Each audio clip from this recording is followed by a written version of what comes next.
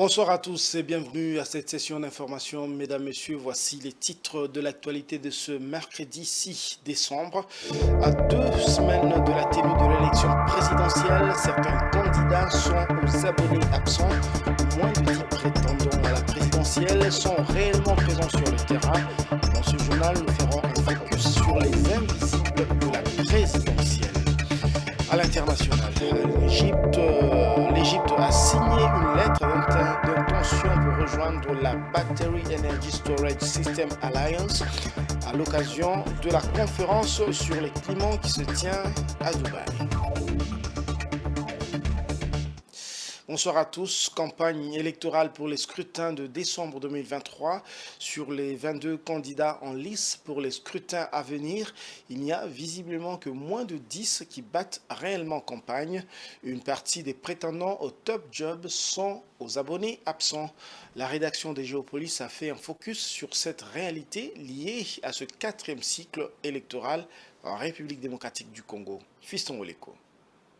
Lancée depuis le 19 novembre, la campagne électorale pour les élections générales de décembre 2023 poursuit son bonhomme de chemin. Mais sur terrain, il n'y a que quelques candidats qui sont réellement actifs. En tête d'affiche, Félix Tshisekedi qui est actuellement dans le Grand Katonga, Moïse Katumbi actuellement dans le Grand Bandundu, mais aussi Martin Fayulu qui ont déjà fait plusieurs provinces. Il y a également Denis Mukwege et Floribert Anzuluni se trouvant dans la partie orientale, Adolphe Mozitu dans le centre du pays et Constant Moutamba qui est également en mouvement. À 2 semaines du grand rendez-vous entre les 22 candidats et les 44 millions d'électeurs, il faut dire qu'il se constate une froideur dans les chefs de quelques candidats qui sont moins visibles sur terrain. En revanche, ils sont du moins présents dans les médias traditionnels ou les réseaux sociaux. C'est le cas de 2 candidates que compte la liste, Marie-Josée Ifoku et Joël Billet, qui sont aussi plus sur les affiches et panneaux sur les artères. Le pasteur Théodore Ngoï, qui est à sa 2e expérience, et son collègue Agré Ngalassi, se distinguant comme le choix des dieux, sont également moins visibles. Dans le même registre, il y a Rex Kazadi, Jean-Claude Baïndé, Tony Kazus Bolamba, Patrice Mwamba, Rajabote Babo, Georges Boussé Falay, Enoch Ngila, André Massalou, Lolinke Malilo et les autres. Certains de ces candidats se distinguent par la communication visuelle, mais aussi quelques sorties dans les médias, mais d'autres ne font pas écho. À moins de 15 jours du scrutin combiné du 20 décembre prochain, le rapporteur de la Commission électorale nationale indépendante, Patricia Seya a effectué une ronde dans les antennes de la ville de Kinshasa pour se rendre compte de l'effectivité de l'affichage de listes électorales définitives avec indication de sites, centres et bureaux de vote conformément aux prescrits de la loi. Le 20 décembre 2023, il y aura bel et bien élection en République démocratique du Congo, a indiqué le rapporteur de la CENI devant la presse. Quittons Kinshasa pour nous rendre du côté du Nord Kivu où des tirs ont été entendus dans la matinée autour de 6 heures dans les fermes dénommées Ruvunda à environ 3 km de la cité de Mushaki. Je le disais donc, nous sommes au Nord Kivu. Il y avait donc des combats qui ont opposé les FRDC, les groupes armés, aux rebelles du M23 du côté de Saké. Donc une accalmie précaire est observée après des violents combats. Plusieurs habitants de cette région ont fui et arrivent en masse depuis ce matin sur les sites de déplacés de Kazimba. Le rapporteur de la société civile de Massissi parle de l'impact réel de la situation sécuritaire après le départ de contingents kényans de l'EAC. Il a été joint par Francine Moukeba. Suivez. Parlant des attaques terroristes, ce n'est pas seulement après les départs de ces contingents de l'EAC, mais il faut noter que la recrudescence de l'insécurité, la recrudescence des affrontements, des attaques perpétrées par les terroristes rwandais RDF et sous ce label M23 étaient observées de part et d'autre en territoire de Massissi, de Rutshuru et tout comme dans les Nyiragongo. Et qu'aujourd'hui les attaques se poursuivent. Les attaques sont plus concentrées en territoire de Massissi ces derniers moments, notamment dans la région de Kilolirwe, dans plusieurs localités du groupement de Kamuronza. Et tout cela, certainement pour les agresseurs, c'est aussi chercher comment en tout cas atteindre des cités stratégiques comme Sake et Mushaki. S'ils parvenaient à couper, à atteindre Mushaki, c'est qu'ils auraient, ou Sake, c'est qu'ils auraient coupé, en tout cas, la liaison entre Goma, Massissi et Walikale. Et donc, voilà les couloirs aujourd'hui au niveau duquel les affrontements sont localisés ces derniers moments. L'insécurité reste grandissante dans la région. Aujourd'hui, il est signalé des affrontements vers Uvunda, vers Rumeneti, c'est presque dans la région de Kilolirwe, qui à travers ces couloirs, les terroristes RDF sous ce label M23 cherchent à forcer la réoccupation de la cité de Mushaki. Il y a plusieurs milliers de familles, on ne sait pas compter aujourd'hui, en tout cas, les familles congolaises en déplacement forcé, des populations mères de faim, des populations mères faute de soins de santé, des populations mères de la promiscuité, des populations sont contraintes à mourir de toutes les façons. Voilà pourquoi nous avons toujours dit que cette guerre d'agression est aux conséquences à titre de crimes contre l'humanité, des crimes contre, en tout cas, des crimes de guerre, des crimes d'agression. Donc voilà un peu, c'est donc très révoltant. Autre chose, à présent, la RDC a célébré le 5 décembre la Journée nationale de l'arbre. À l'occasion de cette célébration, l'ONG Horizon Vert a lancé une opération de plantation d'arbres. Selon José Ilunga, président de cette organisation, 1500 arbres seront plantés. Premier site choisi pour ce reboisement, l'université de Kinshasa. Et c'est toujours à cette université que l'ONG a organisé une conférence au cours de laquelle les défis autour de la préservation des forêts ont été abordés. Suivez. La journée a commencé par la conférence devant un parterre des étudiants et autres scientifiques. Il s'est agi d'attirer l'attention de la communauté scientifique et la société congolaise sur l'importance de la préservation des arbres. La conférence a été centrée sur le thème « Un arbre planté, des vies sauvées ». José Ilunga, président de l'ONG, explique le sens de son engagement. C'est de contribuer à valoriser tous les couverts forestiers que la RDC a et tout le potentiel forestier que nous avons. Et pour cela, nous avons compris que la journée du 5 décembre, qui est la journée nationale de l'arbre en RDC, était une journée importante pour nous et que nous ne devions pas la laisser passer comme ça.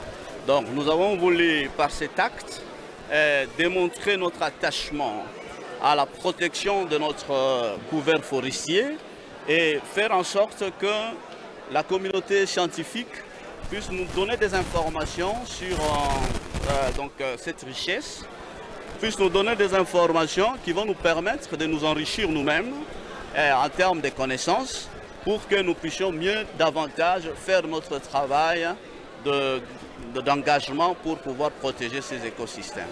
Les participants, des étudiants suffisamment sensibilisés sur la question, ont eu leur mot à dire. L'arbre est en train de séquestrer le CO2, donc le carbone, le dioxyde de carbone.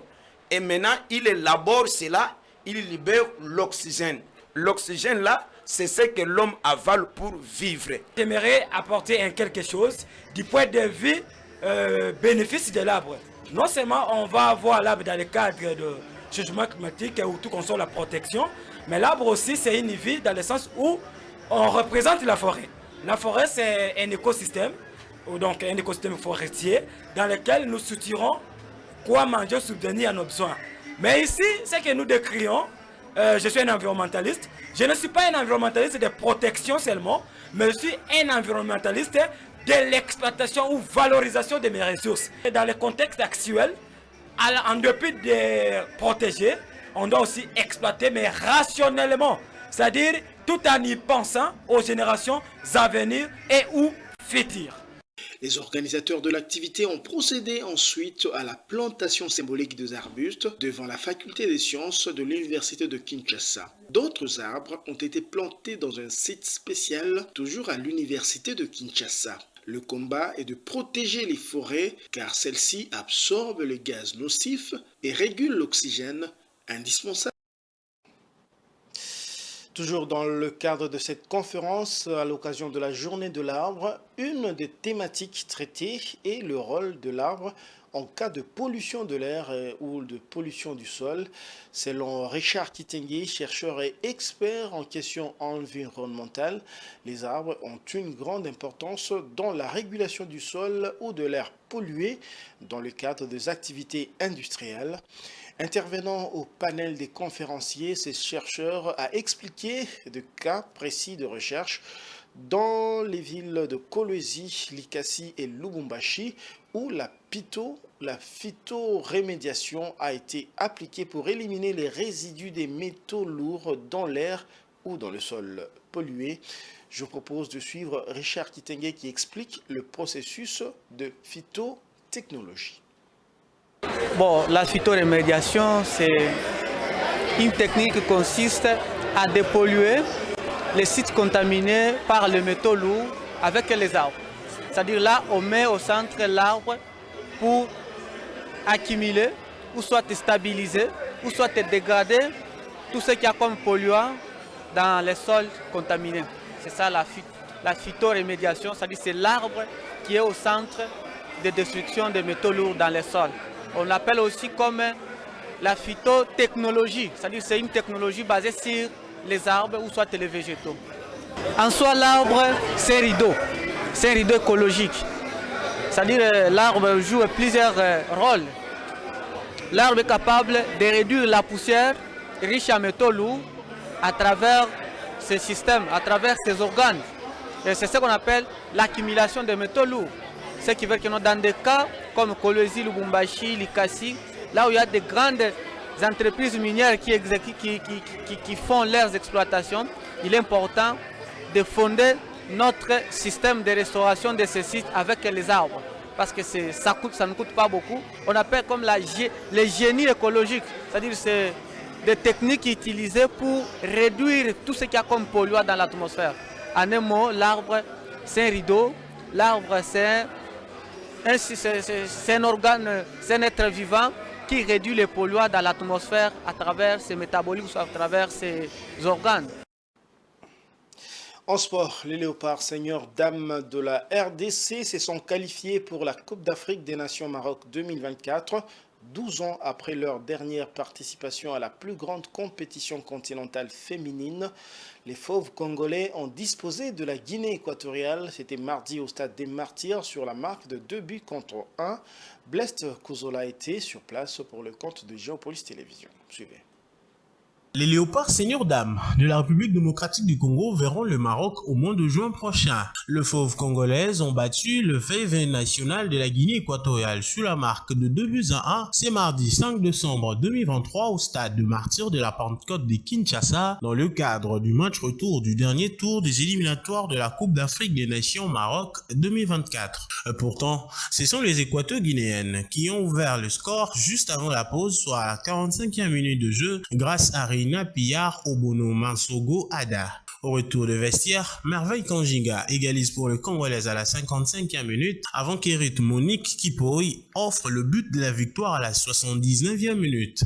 Le protégé du sélectionneur intérimaire Parki Kimoto ont réussi à battre les Équato-guinéennes devant la République après les nuls d'un but partout obtenu au match aller grâce à l'égalisation de Naomi Kabakaba à la 72e minute. La RDC arrache donc les tickets qualificatifs et rejoint le Maroc, l'Afrique du Sud, mais aussi l'Algérie en phase finale notamment. La dernière fois que la RDC a disputé une CAN en version féminine remonte en 2012, soit 12 ans après. Les Congolaises ont quitté la compétition dès la phase de groupe après avoir terminé 3e derrière la Guinée équatoriale et l'Afrique du Sud. Ce sera donc la 3e fois que les Léopards disputeront la phase finale de la CAN après 1998 et 2012, mais aussi ça sera la 2e fois que les Léopards dames et messieurs disputent la CAN la même année. Place à présent à la page internationale.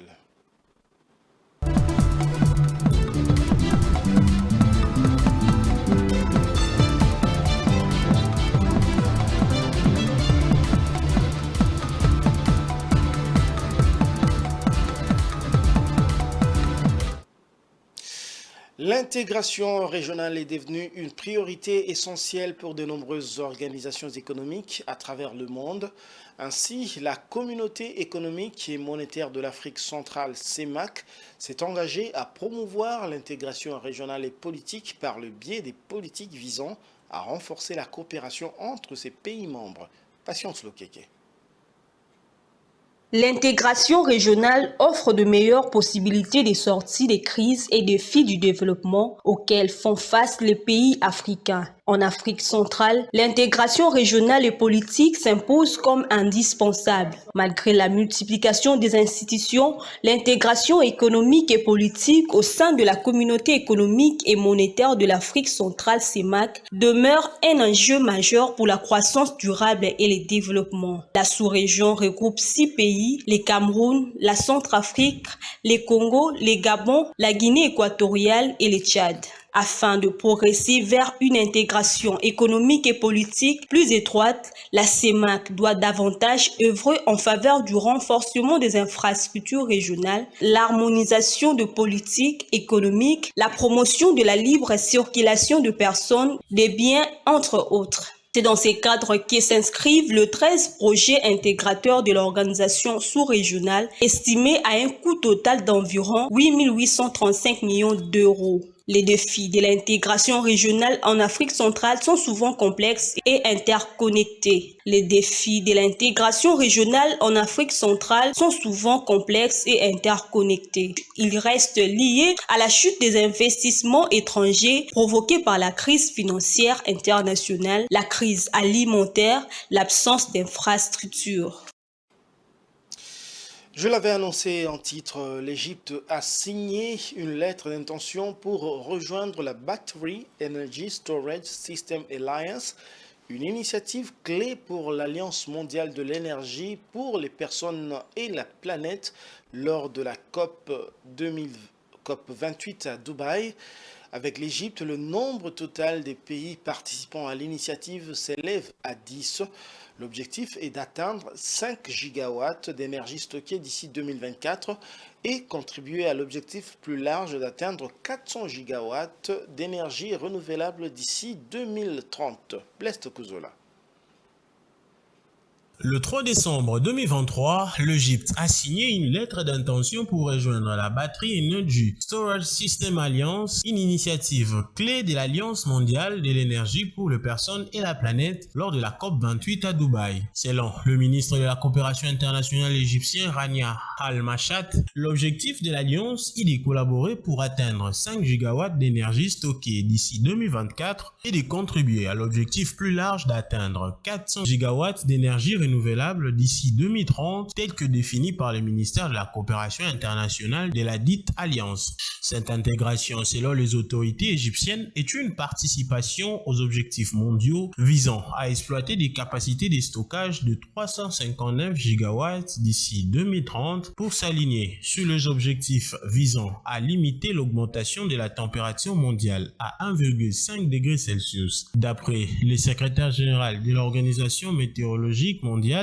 l'Afrique est responsable de moins de 10% des émissions mondiales de gaz à effet de serre, bien que ce soit le continent qui est le moins à même de faire face aux effets délétères du changement climatique. Les canicules, les fortes pluies, les inondations, les cyclones tropicaux et les sécheresses persistantes ont des effets dévastateurs sur les communautés et les économies. L'exécutif égyptien indique que sa participation s'aligne sur plusieurs facteurs, notamment son engagement à mettre en œuvre la stratégie nationale pour l'énergie durable 2035, l'augmentation de la part des énergies renouvelables dans les mix énergétiques du pays d'Afrique du Nord à 42% d'ici 2030, le suivi des contributions déterminées au niveau national et la stratégie nationale sur le changement climatique.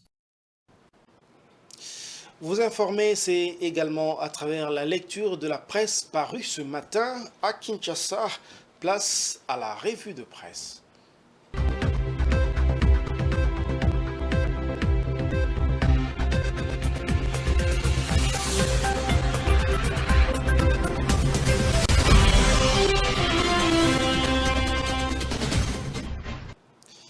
Et pour épulcher les différents journaux, nous recevons ici Blest Kouzola. Bonsoir Blest.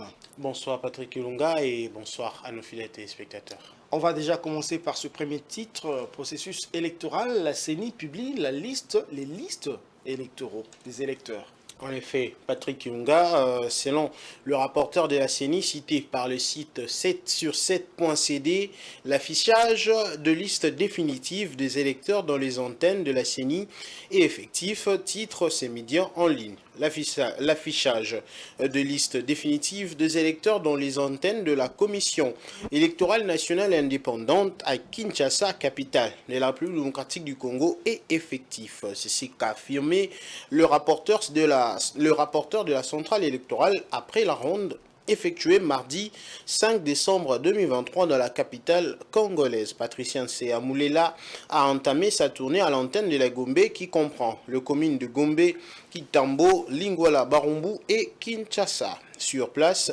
elle a reçu les explications du chef d'antenne sur la manière dont se déroule la consultation des listes pour chaque commune. On va rester toujours dans la question électorale avec ce titre de Forum des As, menace à la sécurité électorale, et le quotidien tire la sonnette d'alarme. En effet, Patrick Ilunga, le journal Forum des As met en garde contre le Kuluna, les violences verbales comme une menace à la sécurité électorale. Depuis le lancement de la campagne électorale le 19 novembre dernier, les internautes agrippés aux réseaux sociaux à Kinshasa, dans les provinces, tout comme à l'étranger, sont régulièrement gavés de vidéos, audio et textes distillant de propos des animateurs politiques qui tiennent à éclabousser leurs adversaires, tâchant de leur rappeler leurs passés obscurs. Loin de se cantonner aux candidats à la magistrature suprême, à la députation nationale ou provinciale, voire au municipal, la campagne de dénigrement s'étend aux formations politiques et pire, aux communautés d'origine de postulants au poste à pourvoir. Face à ces détonateurs qui menacent d'embraser les pays en cette période électorale, alerte le quotidien ici de prévenir le dérapage en renforçant aussi bien la sécurité des personnes et de leurs biens et veiller au contenu distillé dans les médias et réseaux sociaux.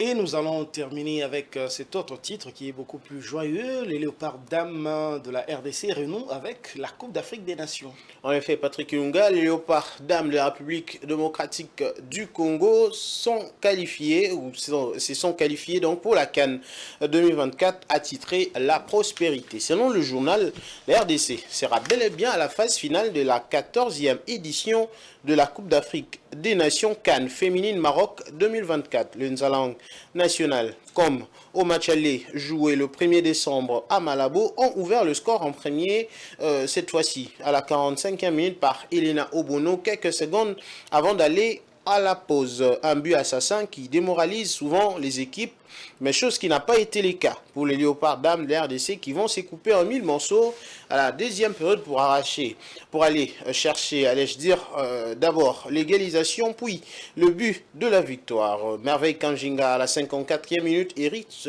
Kimpoy à la 75e minute ont bien fait l'affaire. Au match aller, le score était nul d'un but partout. Le but congolais était l'œuvre de Naomi Kaba Kaba à la 72e minute. Au journal L'Avenir de Rancherir, le coach Papi Kimoto, ce n'était pas gagné d'avance pour une équipe qui subit l'injustice, mais je suis content du résultat et de la qualification car c'est depuis 1998 que cette équipe s'est qualifiée à une phase finale d'une CAN.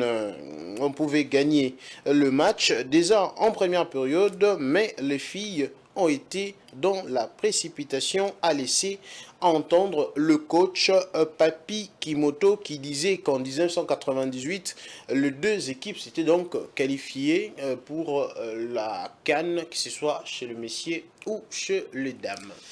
C'est une belle performance pour les léopards dames de la RDC et on aura retenu l'une des artisanes, on va dire, de cette victoire, Naomi Kaba Kaba. Merci Blest pour cette revue. Merci à vous Patrick Ilunga.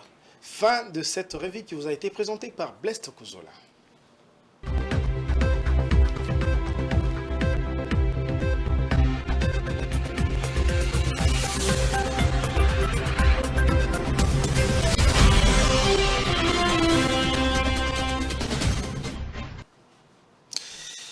Et c'est par ici que nous allons boucler notre journal. Mais avant de le boucler complètement, je vous en rappelle ces deux principaux titres. À 2 semaines de la tenue de l'élection présidentielle, certains candidats sont aux abonnés absents. Moins de 10 prétendants à la présidentielle sont réellement présents sur le terrain. Dans ce journal, nous avons fait un focus sur les invisibles de la présidentielle. Et puis, à l'international, vous l'avez suivi, l'Égypte a signé une lettre d'intention pour rejoindre la Battery Energy Storage System Alliance à l'occasion de la conférence sur le climat qui se tient actuellement à Dubaï. C'est la fin de cette édition. Merci de l'avoir suivi et bonne suite de programmes sur Géopolis Télévision.